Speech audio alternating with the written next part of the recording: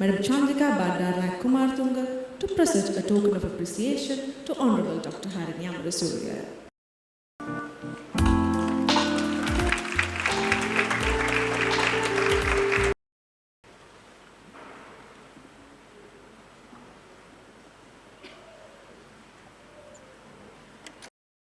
First, we would like to welcome you to this year's convocation of the BCIS.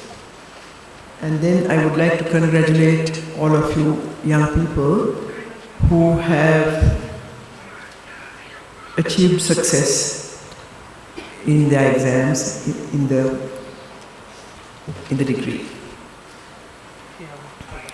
I don't know what I can say now after those two erudite speeches. I have very little left to say. So I shall be brief.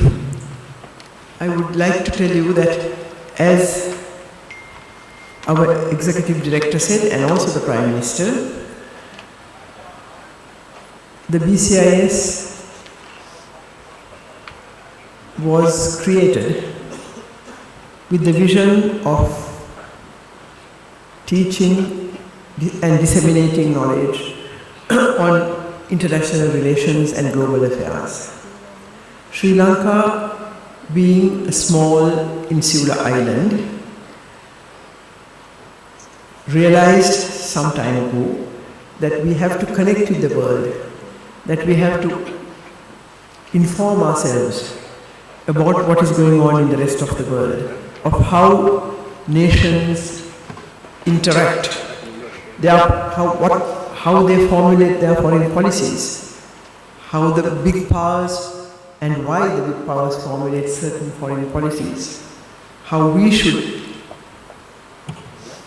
formulate ours.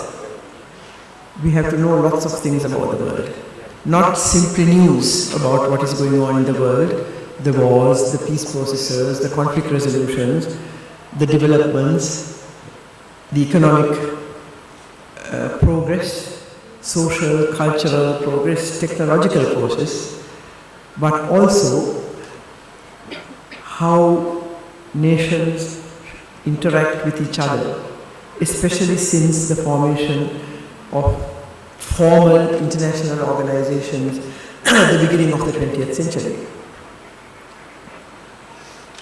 The world created international organizations mainly, to my understanding, for the sake of maintaining good relations between nations in the world, maintaining peace, and resolving possible conflicts or conflicts that arise, so that nations can progress peacefully towards their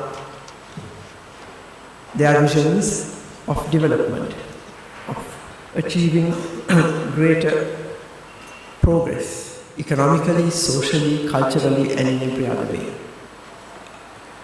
Today, we stand at the threshold of a very dangerous chapter for the world.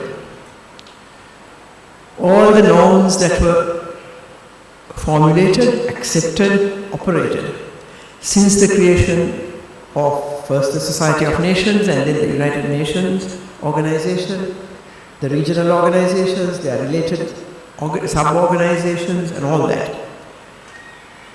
I would say the most essential concept, principle on which they function is to guarantee peace in the world. After many years of very destructive wars in the centuries before. Today, having achieved much, we stand on the threshold of, I don't know what, I fear to think.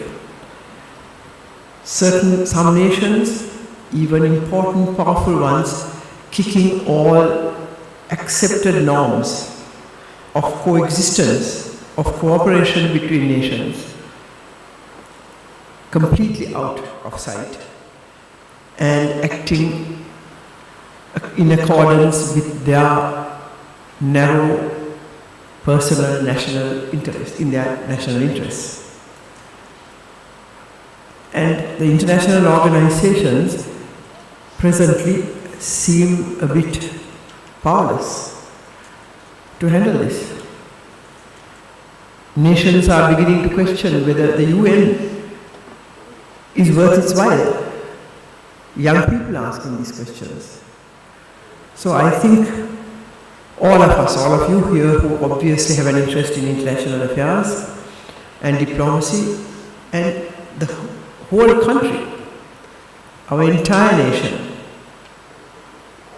will have to think seriously, learn, study international relations, perhaps with a different view to what we have done up to now, which is not just learning the history of international relations, the history of wars, and of course how the international organizations function, but the deeper reasons in a fast changing world, in a world which is now functioning from one person's office, perhaps it can function, through social media, through the internet, through artificial intelligence. How do we handle relations between countries? How do we guarantee the respect of one nation for another's sovereignty, their freedoms? How do we guarantee within one nation the respect of freedom and fundamental rights of the citizens of that nation by their governments? We in Sri Lanka have had bad, very, very painful experience of certain periods of governance where those who governed us threw all those accepted norms out of the window. Our people have spoken loud and strongly. First, publicly through the Aragalaya, and now through two successive elections. They have clearly stated that they want a massive change, a radical change. A radical change was the word that was used. I don't know how many of us understand it. Turning upside down the systems of government we have had in this country for several decades. Completely changing the type of leaders we deign to call our leaders, their ethics, their knowledge, their education. We have had for a long time parliaments full of people who had not even passed their O-levels. The majority of them had not even passed their O-levels. So what kind of knowledge could we have expected from them?